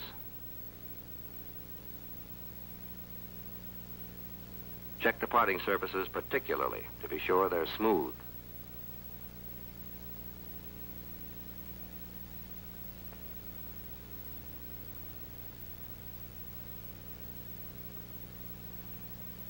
Next, go over each of the 8 pushrod connections. Install a new set of rubbers in the clamps and discard the old ones. See that the threads of the tightening screws are in good condition. With this inspection, you've finished your overhaul of the engine and you're ready to reassemble the parts and reinstall the engine. All of these engine parts have been thoroughly inspected. Necessary repairs and replacements have been made, and all clearances have been checked. You're ready to reassemble the engine and replace it in the airplane. The first step is to assemble the connecting rods to the crankshaft. Check the tag to see where the rod goes, and remove the tag.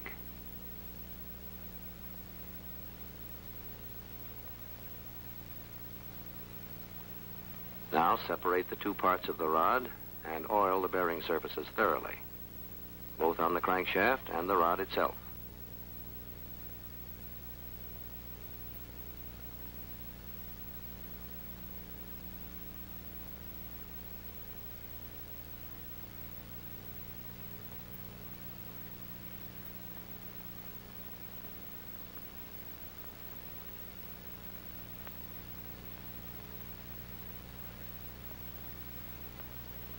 Install the rod on the crankshaft throw, oil the cap, and bolt the two parts together.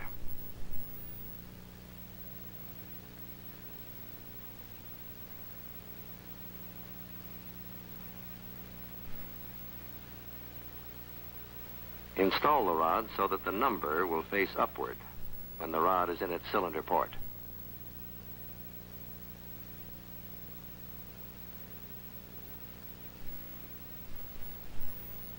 When all four rods have been installed, tighten the nuts carefully with a torque wrench to the value specified in the table of limits.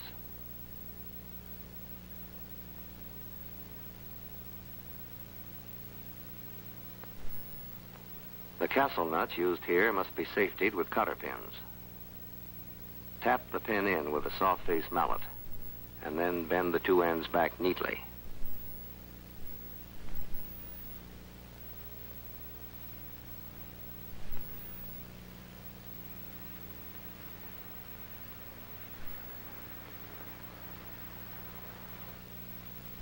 When all the nuts are safetied, use a feeler gauge to check the end clearance of each rod on its throw.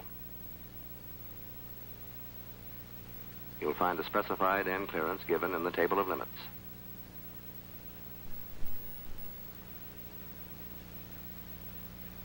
Now to reassemble the gear case cover.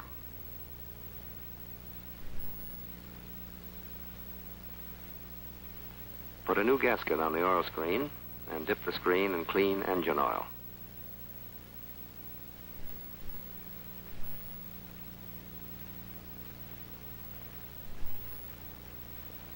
Then screw it in, wipe off excessive oil, and tighten it securely.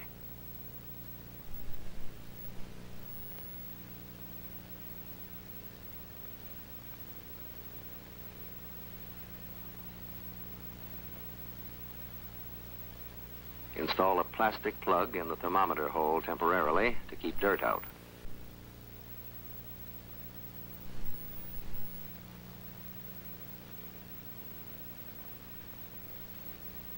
A new oil seal should be installed in the tachometer drive housing.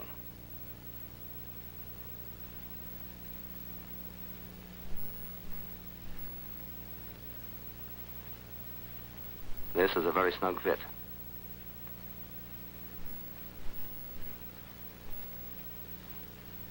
Tap the new seal into place with a soft face mallet.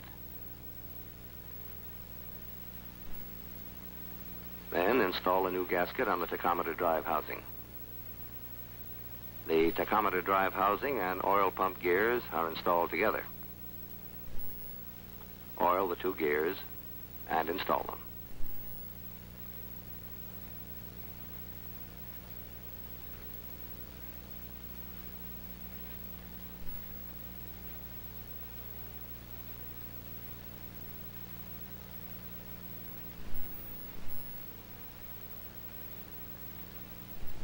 Then install the oil pump cover plate over the studs and the gear shaft and safety it.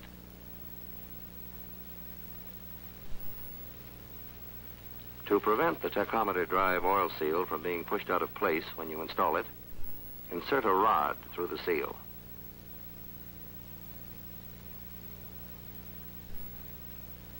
Match the end of the rod to the shaft and guide the tachometer drive housing down over the shaft.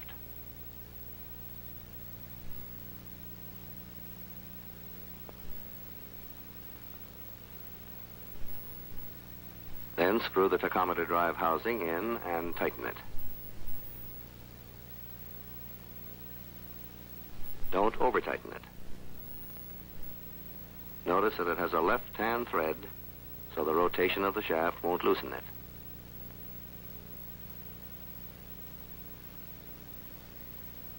Next, install the oil pressure relief valve.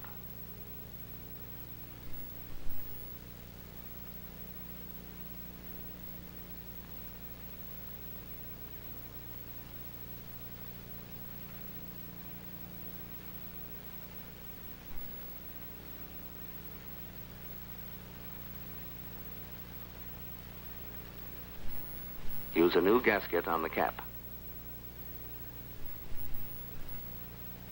Then install the valve the spring and the cap, and tighten the assembly securely.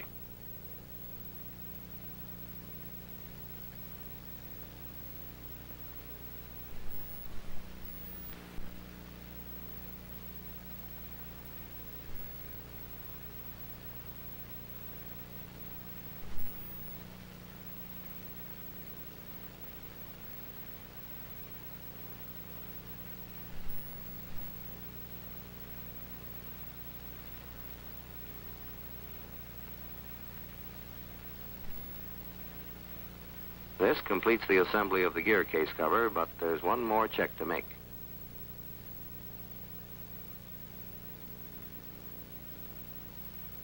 Test the oil pump gears to be sure they run freely. They shouldn't bind.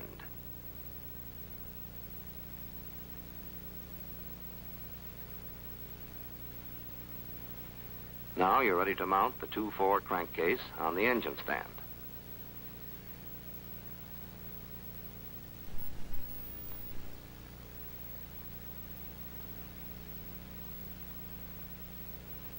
Before inserting the hydraulic tappets in their guides, remove the plunger and dip the tappet in clean oil.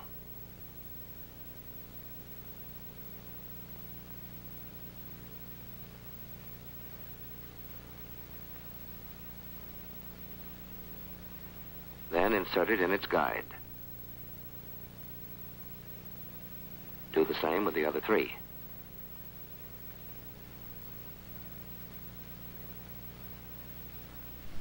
Then install the tappets in the other crankcase. They'll remain in place in the 2-4 crankcase, but in the 1-3 crankcase, you'll have to prevent them from dropping out when you turn the case over to install it.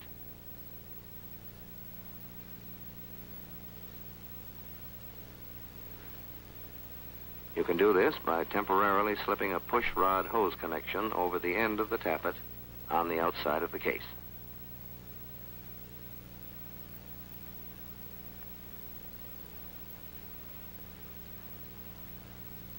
Now make sure each of the bearings gets a thorough oiling.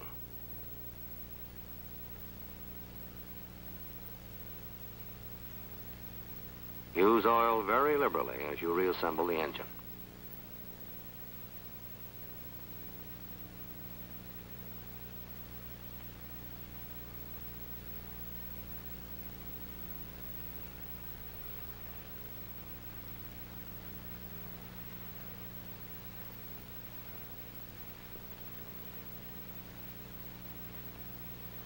Oil each of the bearing surfaces of the camshaft and lay the camshaft and its bearings in the crankcase.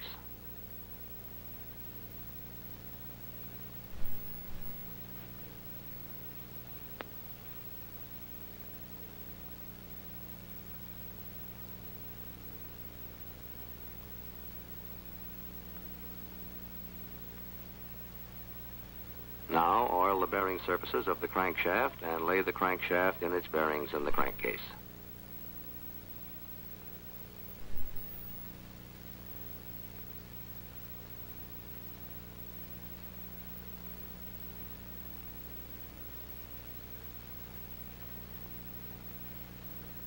Be careful to guide the 2 and 4 connecting rods through the cylinder ports so they won't damage the sides of the ports.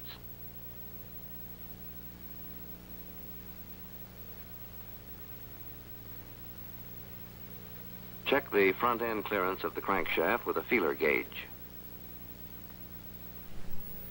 You'll find specifications for this end clearance in your table of limits.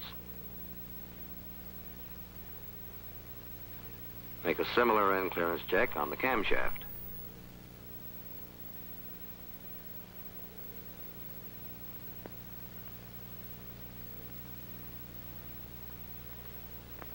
Dip the oil seal in oil and push it securely into place on the front of the crankshaft.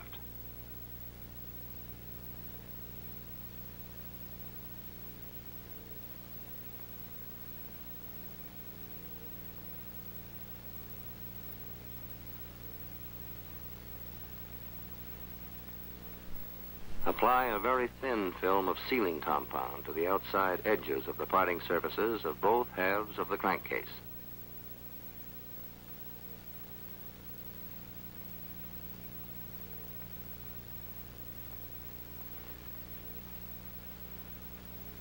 Now you can install the 1-3 crankcase on the 2-4 case.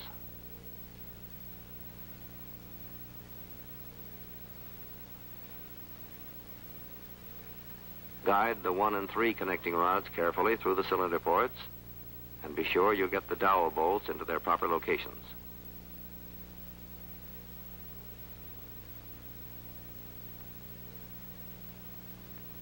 With the two sections fitted together, you can reinstall the bolts that hold them.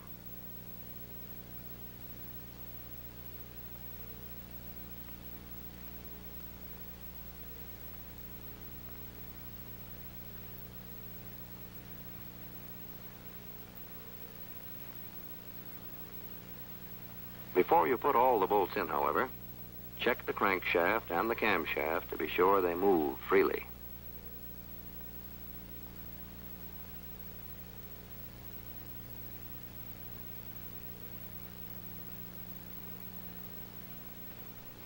Then you can finish bolting the crankcase together.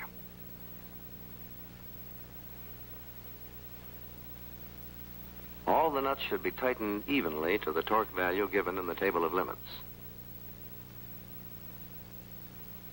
This will prevent undue stresses on the crankcase.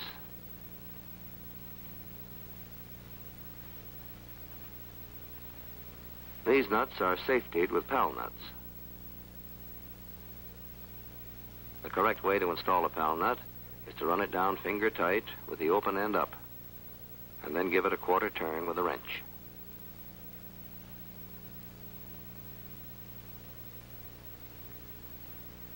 Now reinstall the camshaft gear in position for correct valve timing. A valve timing mark is stamped on the side of one of the cam gear teeth. To synchronize the two shafts, that mark should mesh between the two timing marks stamped on the crankshaft gear. To position the camshaft, reach through a cylinder port and rotate it until the bolt holes line up. They'll only match in one way. Then install the bolts that secure the gear to the camshaft.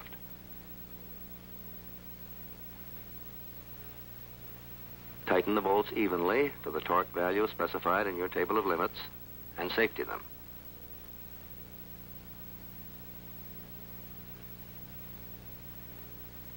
To check the backlash of the camshaft and crankshaft gears, set up a dial indicator with its arm flush against the tooth of the camshaft gear.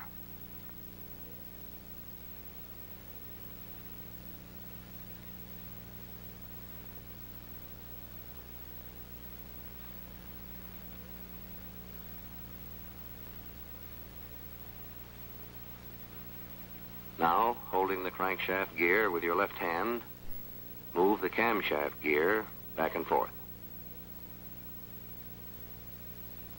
The amount of play shown on the dial should be checked against your table of limits.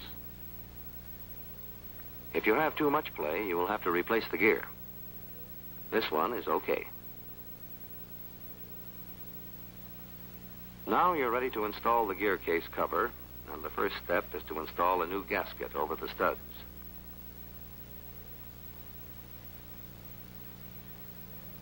This gasket has to go on flush against the crankcase so the holes fit properly over the studs and line up with the main oil passages in the crankcase.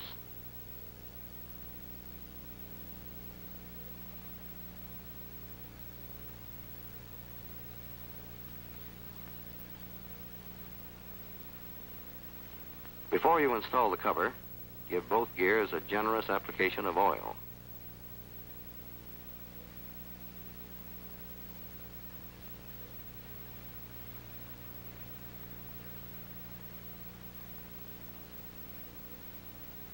Then put some oil into the oil pump to lubricate those gears, and fit the gear case cover on the studs and assemble the washers and nuts.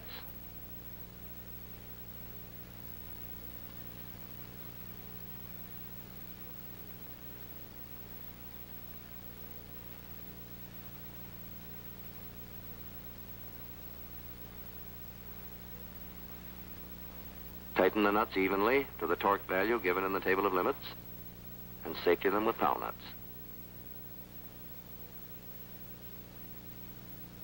At this point, you can safety the oil screen to a gear case cover stud. However, do not safety the oil pressure relief valve cap at this time, as a final adjustment will be made when you run in the engine. Now turn the engine upside down so you can get at the oil sump opening.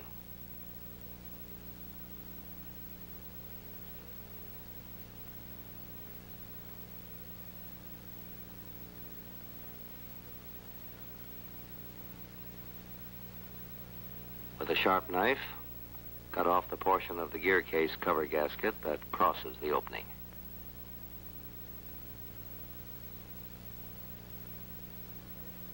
Be sure not to let any of the gasket material drop into the case.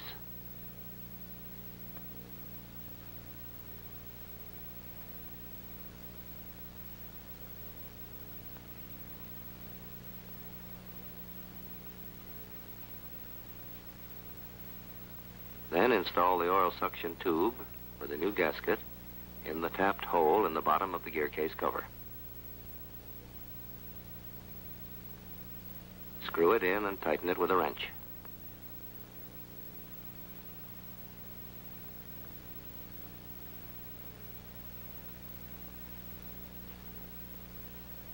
The tube should be safetied to the gear case cover.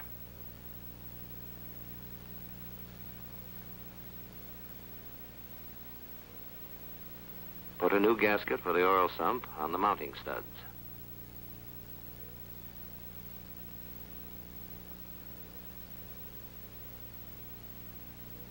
Then fit the oil sump on the 6 mounting studs, being careful not to damage the tube as you do so.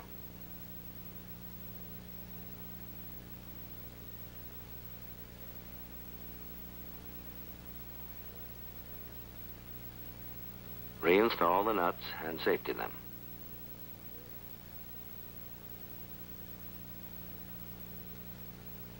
Reinstall the oil plug with a new gasket in the bottom of the sump and safety it.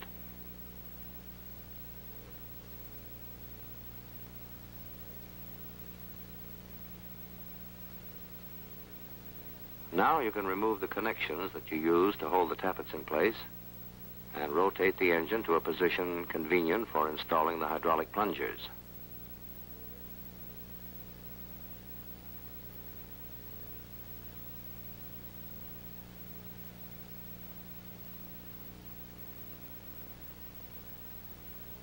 Dip the plungers in oil and pump them several times to remove the air and fill them with oil.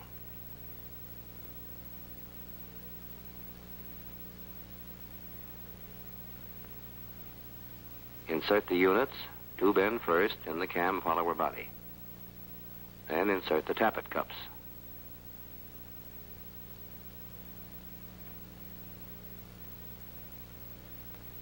When the units have all been installed, put a new gasket over the studs and replace the push rod housing flange over the studs and gasket.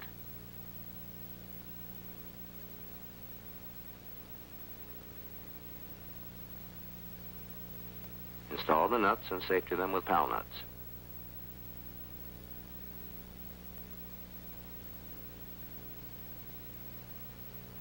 Now install the propeller hub key, tapping it into place carefully with a soft-faced mallet.